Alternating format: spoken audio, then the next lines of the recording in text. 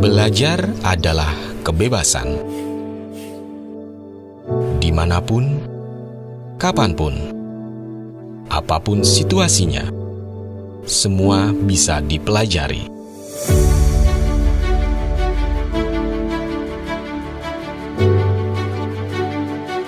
Menentukan tempat belajar adalah pilihan.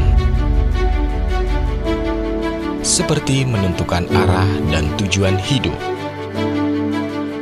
Arah yang tepat adalah kepuasan batin. Berat sih, tapi untuk meraih hasil maksimal, perlu perjuangan, perlu pengorbanan.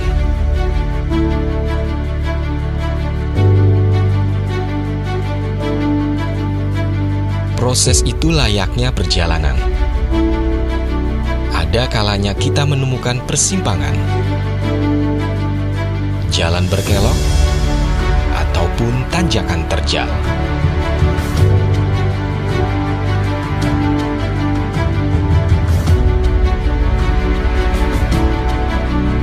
Berhenti bukan pula berarti sampai. Karena di pemberhentian, ada arah yang harus ditempuh.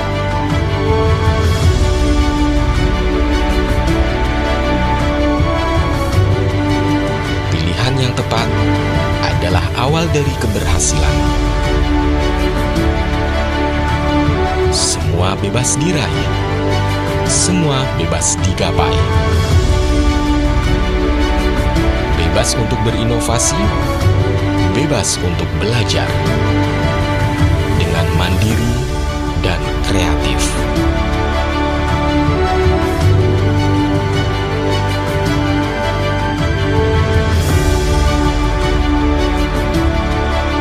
Sportivitas harus dijaga.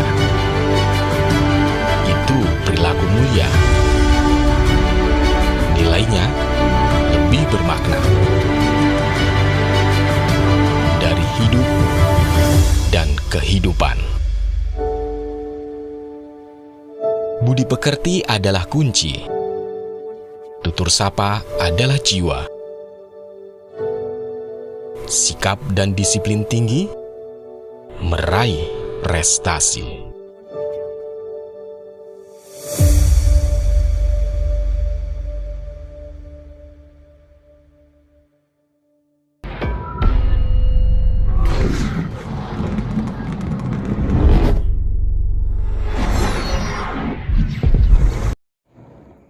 Assalamualaikum warahmatullahi wabarakatuh. Kami di sini akan menjelaskan tentang matematika statika dasar oleh dosen pengampu Jasmine MPD. Perkenalkan, nama saya Yusuf Maulana. Saya Dwi Yuyun Murniasih. Saya Andika Ristianto. Saya Ali Fugiansa. Saya Muhammad Randy Maulana. Statistika dasar, populasi dan sampel, bagian sesuai dengan yang ditampilkan. Statistika menurut fungsinya ada dua, statistika deskriptif dan statistika inferensi. Statistika deskriptif menggambarkan dan menganalisa kelompok data yang diberikan tanpa penarikan simpulan mengenai kelompok data yang lebih besar. Sumber statistika. Sebagai bagian tersebut,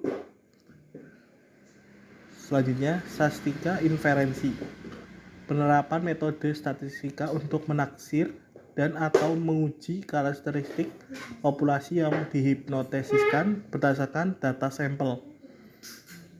Statistika deskriptif dan statistika inferensi sebagai berikut. Contoh bisa lihat dari data tersebut. Contoh, data tentang penjualan mobil bermerek ABC per bulan di suatu showroom mobil di Jakarta selama tahun 1999. Dari data tersebut, pertama akan dilakukan deskripsi terhadap data seperti menghitung rata-rata penjualan, berapa standar defisiasinya, dan lain-lain. Kemudian baru dilakukan berbagai inferensi terhadap hasil deskripsi seperti perkiraan penjualan mobil tersebut bulan Januari tahun berikut, perkiraan rata penjualan mobil tersebut di seluruh Indonesia. Tipe data statistik, data nominal, data ordinal, termasuk data tentang kualitatif, data interval dan data rasio, termasuk kuantitatif. Data rasio adalah data yang diperoleh dengan cara pengukuran di mana jarak antara dua titik skala sudah dikuasai dan mempunyai titik nol absolut. Ciri tidak ada kategorisasi, bisa dilakukan operasi matematika. Contoh gaji, skor, ujian, jumlah buku. Klasifikasi jenis data, sifat, kualitatif dan kuantitatif, sumber, primer dan sekunder, cara memperoleh, sensus dan sampling, waktu pengumpulan, cross section, tim series. Menurut sifat kualitatif, bukan angka nominal dan ordinal, jenis pekerjaan, tanggal dan tempat lahir, tingkat pendidikan.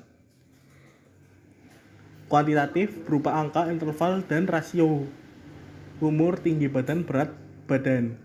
Penyajian data, tujuan penyajian data memberi gambaran yang sistematis tentang peristiwa-peristiwa yang merupakan hasil penelitian atau observasi. Data lebih cepat ditangkap dan dimengerti, memudahkan dalam membuat analisis data dan membuat proses pengambilan putusan dan kesimpulan lebih tepat, cepat, dan akurat.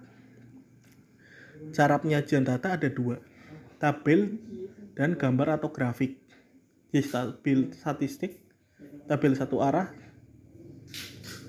sebagai contoh berikut ya, yaitu tabel menunjukkan hubungan tiga hal atau tiga karakteristik yang berbeda.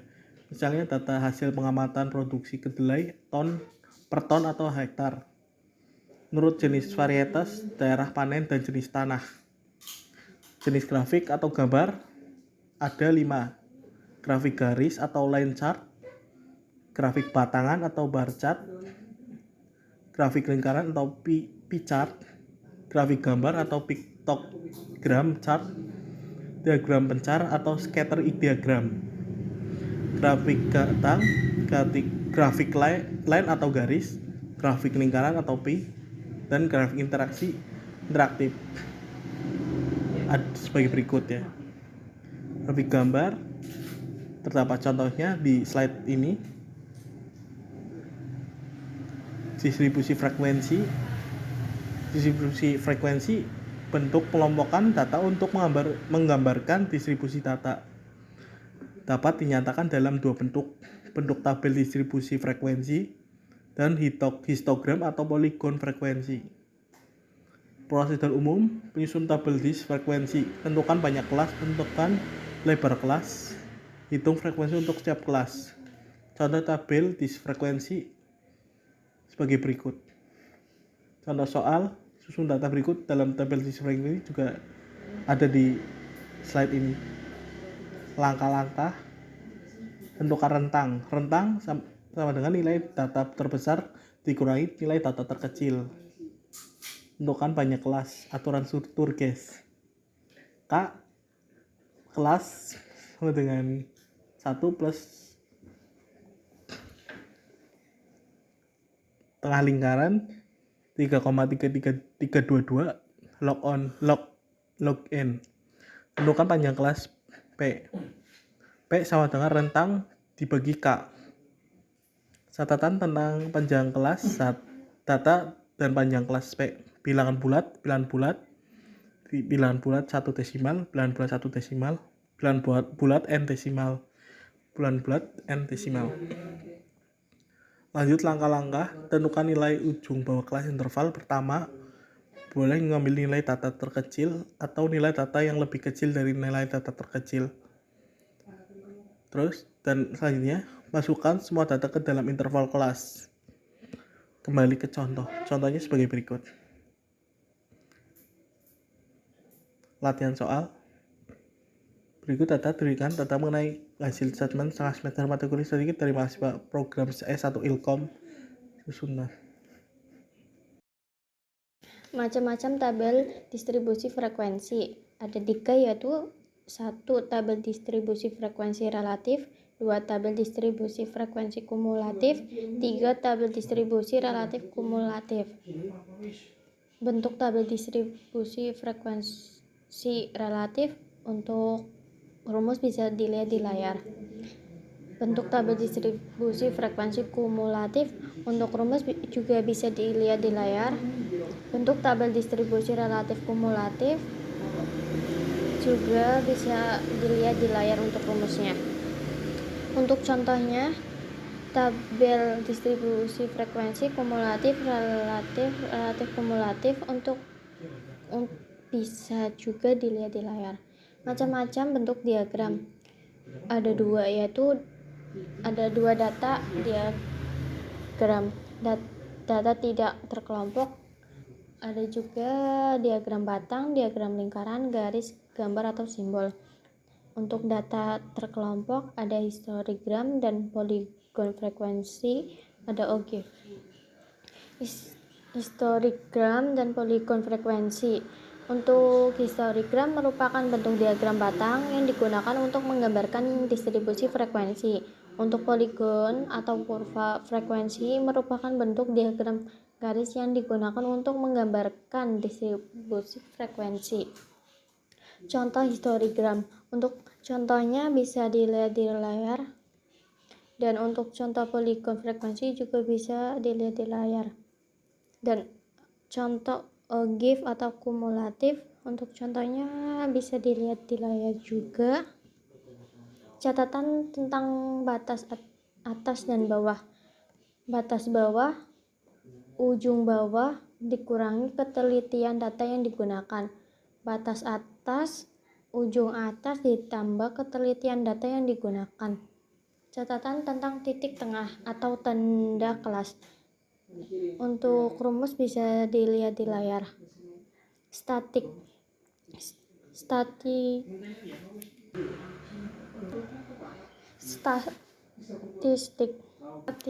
ada 4 ukuran lokasi atau pemusatan, 2 ukuran dispersi atau sebaran, ukuran kemiringan, ukuran keruncingan. Ukuran lokasi, ukuran cenderung memusat. Rata-rata, untuk rata-rata ada 3 macam: rata-rata hitung, rata-rata ukur, rata-rata harmonik. Median, modus.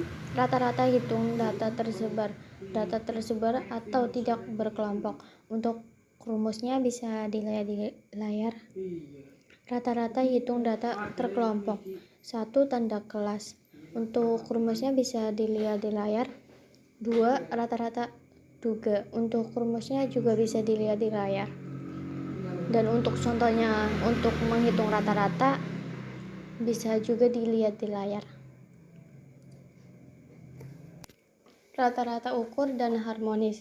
Rata-rata ukur, untuk rumusnya bisa dilihat di layar. Rata-rata harmonis, untuk rumus juga bisa dilihat di layar. Modus. Ada 2 data kumulatif. Gejala yang sering terjadi. Data kuantitatif, angka yang sering muncul. Contoh mencari modus, data tidak terkelompok. Untuk lebih jelasnya lihat di layar. Modus pada data terkelompok. Untuk rumusnya bisa dilihat di layar. Contoh mencari modus, data terkelompok. Dan contohnya juga bisa dilihat di layar. Median untuk data tidak terkelompok. Jika banyak data genap, untuk lebih jelasnya lihat di layar. Jika banyak data ganjil, rumusnya juga bisa dilihat di layar. Contoh untuk mencari median, banyak data genap. Untuk lebih jelasnya lihat contohnya di layar. Contoh mencari median, banyak data ganjil. Untuk lebih jelasnya juga bisa dilihat di layar. Median data terkelompok. Untuk rumusnya bisa dilihat di layar. Contoh mencari median, untuk contohnya bisa dilihat di layar. Median data terkelompok, rumusnya bisa kita lihat di layar. dengan BB sebagai batas bawah kelas interval yang mengandung ME, FM sebagai frekuensi kelas interval yang mengandung ME, F sebagai frekuensi kumulatif sebelum kelas interval yang mengandung ME, dan P sebagai panjang kelas interval. Dan juga letak ME harus paling sedikit mencapai frekuensi setengah dari jumlah data seluruhnya. Contoh mencari median bisa kita lihat di layar untuk lebih jelasnya. Hubungan mean, modus, dan median, hubungan empiris antara ketiganya bisa kita lihat di layar. Ukuran dispersi adalah ukuran yang cenderung menyebar, antara lain kuartil, desil, dan persentil. Kuartil untuk data tidak berkelompok. Untuk rumusnya bisa kita lihat di layar dengan KI sebagai letak kuartil ke I dan N sebagai banyaknya data. Contoh mencari kuartil kita bisa lihat jelasnya ada di layar. Kuartil data berkelompok untuk rumus bisa dilihat di layar dengan KI sebagai letak kuartil ke I, BB sebagai batas bawah kelas interval yang mengandung KI, FK frekuensi kelas interval yang mengandung KI, F frekuensi kumulatif sebelum kelas interval yang mengandung KI, dan P sebagai panjang kelas interval. Contoh mencari kuartil untuk lebih jelasnya kita bisa lihat di layar masing-masing. Desil untuk data tidak berkelompok. Untuk rumus bisa kita lihat di layar dengan DI sebagai letak desil ke I dan N sebagai banyaknya data. Contoh untuk mencari desil kita bisa lihat di layar. Desil data berkelompok untuk rumus bisa kita lihat di layar dengan DI sebagai letak desil ke I, BB sebagai batas bawah kelas interval yang mengandung DI, FD frekuensi kelas interval yang mengandung DI, F frekuensi kumulatif sebelum kelas interval yang mengandung DI, dan P sebagai panjang kelas interval. Contoh mencari desil bisa kita sama-sama lihat di layar. Persentil untuk data tidak berkelompok. Untuk rumus bisa kita lihat di layar dengan PI sebagai letak persentil ke I dan N sebagai banyaknya data. Contoh mencari persentil untuk lebih jelasnya bisa kita lihat di layar. Persentil data berkelompok untuk rumus bisa kita lihat di layar dengan PI sebagai letak persentil ke I, BB sebagai batas bawah kelas interval yang mengandung PI, FP sebagai frekuensi kelas interval yang mengandung PI, F sebagai frekuensi kumulatif sebelum kelas interval yang mengandung PI, dan P sebagai panjang kelas interval. Contoh mencari desil bisa kita lihat di layar dan ukuran dispersi adalah ukuran yang cenderung menyebar.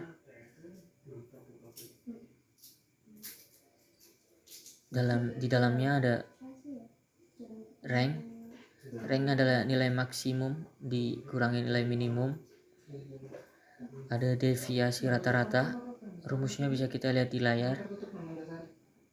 Contoh menghitung deviasi rata-rata untuk rumus dan penerapannya bisa kita lihat di layar. Variasi adalah penyebaran berdasarkan jumlah kuadrat simpangan data terhadap rata-ratanya. Melihat ketidaksamaan sekelompok data. Untuk rumus bisa kita sama-sama lihat di layar. Ukuran dispersi, ukuran cenderung menyebar, standar deviasi penyebaran data berdasarkan akar dari variansi atau menunjukkan keragaman kelompok data. Untuk rumusnya bisa kita sama-sama lihat di layar.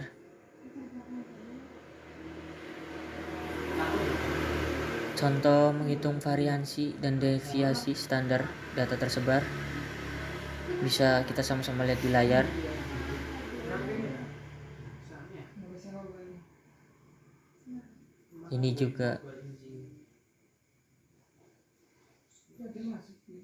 Ini juga beberapa penerapan dari contoh menghitung variansi data berkelompok. Dan ukuran kemiringan atau skewness adalah ukuran yang menyatakan sebuah model distribusi yang mempunyai kemiringan tertentu. Kurva positif apabila rata-rata dihitung lebih besar dari modus atau median. Kurva negatif apabila rata-rata hitung lebih kecil dari modus atau median. Dan rumus untuk ukuran kemiringan antara lain koefiensi kemiringan pertama Pearson bisa kita lihat, koefiensi kemiringan kedua Pearson, lalu juga menggunakan nilai kuartil dan menggunakan nilai persentil. Kriteria untuk mengetahui model distribusi dari koefiensi kemiringan antara lain jika koefiensi kemiringan lebih kecil dari 0, maka bentuk distribusinya adalah negatif. Jika koefiensi kemiringan sama dengan 0, maka bentuk distribusinya adalah simetrik. Dan jika koefiensi kemiringan lebih dari 0, maka bentuk distribusinya adalah positif. Ukuran keruncingan atau kurtosis adalah derajat kepuncakan dari suatu distribusi, biasanya diambil relatif terhadap distribusi normal. Untuk rumus bisa kita lihat sama-sama di layar. Dan kriteria untuk mengetahui model distribusi dari koefiensi kurtosis antara lain jika koefiensi kurtosis kurang dari 0,263, maka distribusinya adalah platikurtik. Jika koefiensi kurtosis sama dengan 0,263, maka distribusinya adalah mesokortik. Dan jika koefiensi kurtosis lebih dari 0,263, maka distribusinya adalah leptokurtik. Contoh menghitung koefiensi kemiringan dan ukuran keruncingan bisa kita sama-sama lihat di layar.